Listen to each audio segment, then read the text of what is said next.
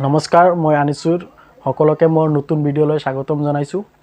আমি এনে কি কাম কৰি থাকোঁ যাৰ কাৰণে আমি সফল হ'ব নোৱাৰোঁ, আনহাতে সফল মানুহসকলে এনে কি কাম কৰি থাকে তেওঁলোক আজি ইমান সফল, এনেকুৱা প্ৰশ্ন আমাৰ মনত সদায় জাগিয়ে থাকে। গতিকে এই প্ৰশ্নৰ উত্তৰ লৈ কিছুমান সফল মানুহ আন কিছুমান অসফল মানুহৰ মাজৰ পাৰ্থক্য সম্পৰ্কে আলোচনা কৰা হৈছে এই ভিডিঅ'ৰ মাধ্যমে। গতিকে ভিডিঅ'টো শেষলৈ চাই থাকিব। বলক আমি ভিডিঅ'টো আৰম্ভ কৰোঁ। নাম্বাৰ 1, সফল ব্যক্তিসকলে সদায় নিজকে পৰিৱৰ্তন কৰিব বিচাৰে, তাৰ লগতে কম সময়ৰ ভিতৰত নিজকে আপডেট কৰিব বিচাৰে। কিন্তু অসফল ব্যক্তিসকলে নিজকে পৰিৱৰ্তন কৰিবলৈ ভয় পায়। তেওঁলোকে য'ত আছে তাতেই থাকিব বিচাৰে। তেওঁলোকে নিবিচাৰে তেওঁলোকৰ জীৱনটো পৰিৱৰ্তন হওক। নাম্বাৰ 2, আপোনালোকে লক্ষ্য কৰিলে দেখা পাব যে সফল ব্যক্তিসকলে সদায় নতুন নতুন আইডিয়া বিচাৰি উলিয়ায়। তেওঁলোকে সদায় নতুন কিবা কৰিব বিচাৰে। আনহাতে অসফল ব্যক্তিসকলে সদায় বেলেগৰ সমালোচনা কৰিয়ে ভাল পায়।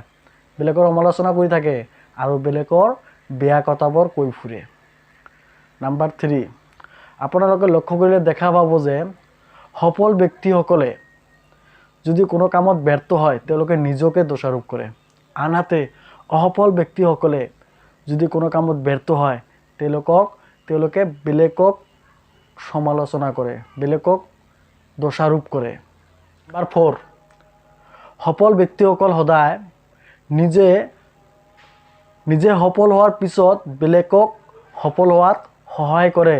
তেওঁলোকে সদায় বেলেগক সহায় কৰে। কিন্তু অসফল ব্যক্তিসকলে সদায় বেলেগক সহায় নকৰে আৰু তেওঁলোকে নিবিচাৰে যে বেলেগে সফল হওক।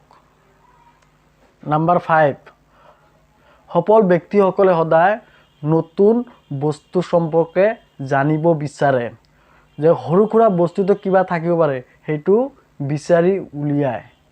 আনহাতে অসফল ব্যক্তিসকলে সদায় সৰু সুৰা বস্তুবোৰ ইগনৰ কৰে। নাম্বাৰ 6, সফল ব্যক্তিসকলে সদায় সুযোগৰ অপেক্ষায় থাকে। সুযোগ পালে তেওঁলোকে কামত লাগি পৰে। আনহাতে অসফল ব্যক্তিসকলে সুযোগ পোৱাৰ পিছতে তেওঁলোকে কামত নালাগে, ব্যৰ্থ হোৱাৰ ভয়। তেওঁলোকৰ মনত সদায় ব্যৰ্থ হোৱাৰ ভয় থাকিয়ে যায়। সেইকাৰণে তেওঁলোকে কেতিয়াও সফল হ'ব নোৱাৰে। নাম্বাৰ 7, নিজকে উন্নতি কৰিবৰ কাৰণে নিজকে বুজি পোৱাটো যে জৰুৰী, এই কথাটো সফল ব্যক্তিসকলে ভালকৈ বুজি পায়।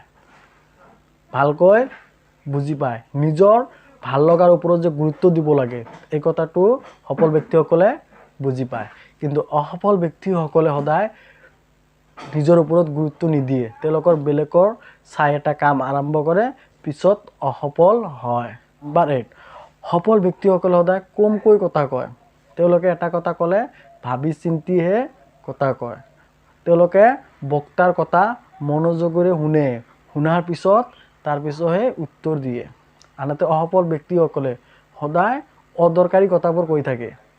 সামান্য এটা বিষয় লৈ তেওঁলোকে বহুত কথা খৰচ কৰি থাকে।